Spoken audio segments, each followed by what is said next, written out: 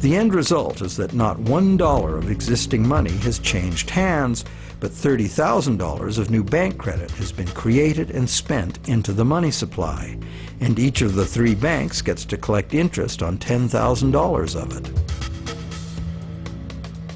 Is creation of this brand new $30,000 really an act of fraud, like counterfeiting? The obvious difference is that the banking system is legal, regulated by government and disciplined by the courts to follow the rules of accounting. Another difference is that there is no obvious victim, like the person getting caught with a counterfeit bill. Banks argue that the buyer and the seller both got what they wanted and agreed to, so where is the fraud? And if there was a fraud, who lost out? Well, to determine that, let us list who got what out of the deal. The borrower got the item he desired on terms he willingly agreed to. He may curse his decision later as he struggles to make the interest payments, or he may live happily ever after, thankful he got the loan. The seller got an increase in bank credit, which she's been conditioned since childhood to think of as her money in the bank. She's confident that she'll be able to spend it in turn, and she will. So, as far as the seller is concerned, she has been paid in full. She's happy. So who, if anyone, suffered as a result of the deal? Is there another party to this transaction we've overlooked? Well, there's also the bank that gets to collect interest on a promise to pay money. That's the business they are in and usually do very well by. And anyone else? Well, where did the car come from? It came from the world of real things. Natural resources, energy, and labor were expended to produce it. What if we consider the hidden party to be society at large and the natural world from which all things ultimately come? Because the brand new bank credit money didn't just sit there, it got spent into the general circulation in the real world. It's the real world that ultimately gets the new money in exchange for its car. This new money might stimulate new production, temporarily enlarging the economy, making lots of people happy. In fact, it often does, as most bank credit comes into being as a home mortgage, stimulus for the residential construction industry, a big provider of good-paying jobs. However, after its initial productive use, this newly created money will basically just dilute the money supply, reducing money's purchasing power by a very small amount. So, in contrast to counterfeiting, where the loss occurs to a specific victim, here the loss is borne by us all, because the real substance of the loan, the car, was extracted from the economy at large by a slight loss in the value of everyone's money.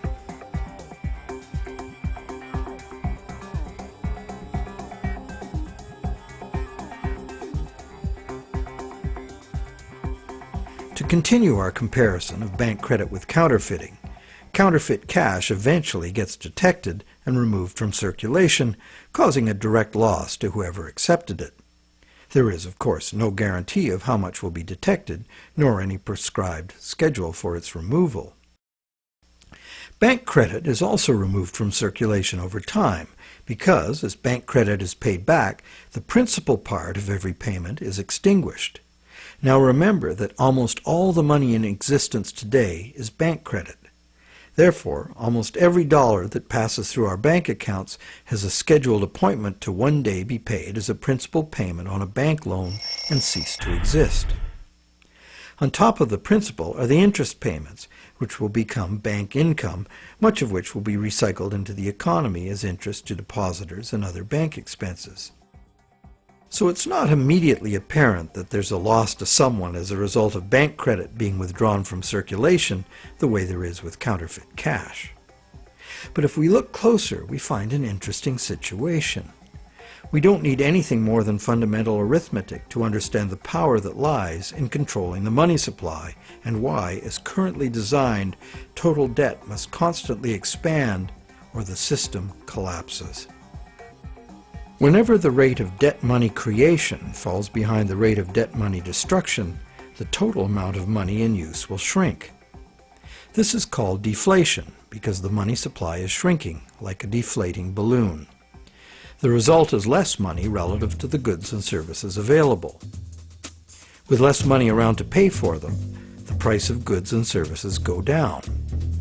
At first, this sounds like a good thing, and it could be, if money were not created as debt at interest. For anyone not in debt, deflation would be like a general dividend on money, paid in goods and services of our choice.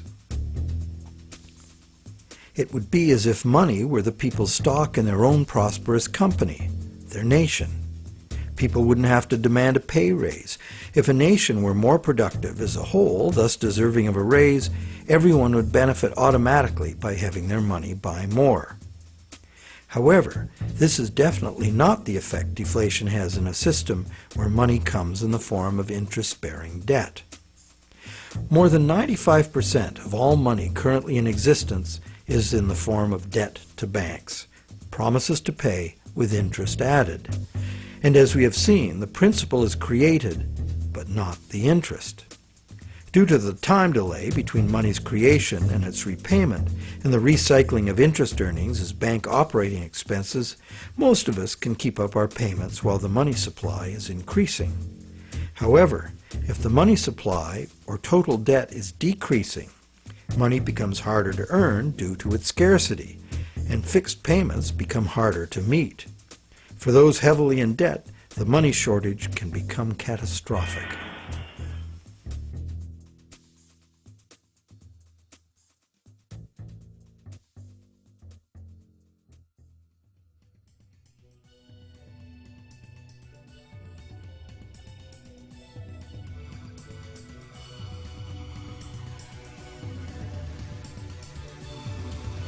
Unfortunately, the psychological effects of falling wages and prices rapidly accelerate the process, as borrowers, including large businesses, lose confidence in being able to repay loans, so that they don't sign up for any.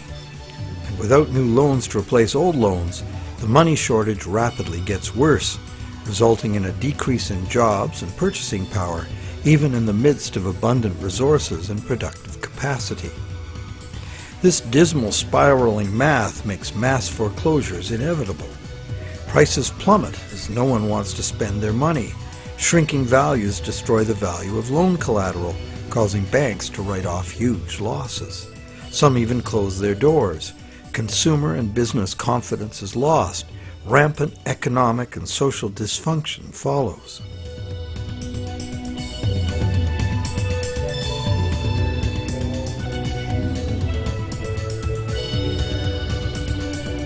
This disastrous spiral cannot be turned around unless the government creates new money itself or goes deeply in debt to private banks in order to create enough new money to reorganize and rejuvenate the economy. The most familiar example of this is the stock market crash of 1929. The psychological fallout of the stock market collapse resulted in less borrowing and thus less new money. The Federal Reserve did nothing to correct the resultant deflation, and by 1932 the money supply had been reduced by a third. Countless people were evicted from their homes because the money to make their mortgage payments simply ceased to exist. Then, in 1932, Franklin Roosevelt became the U.S. President. Roosevelt's New Deal set out to restore the economy by restoring the money supply. To counter the money shortage, Roosevelt borrowed from the private banking system. Factories started hiring again. But only when the war arrived, there's suddenly no shortage of jobs or funds available to do what was necessary for the war effort.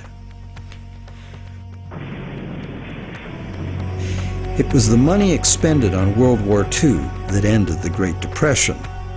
The war also resulted in 50 million deaths worldwide and led to a new hostile international balance of power with its attendant arms races, mounting debts, and sweeping social and technological transformations.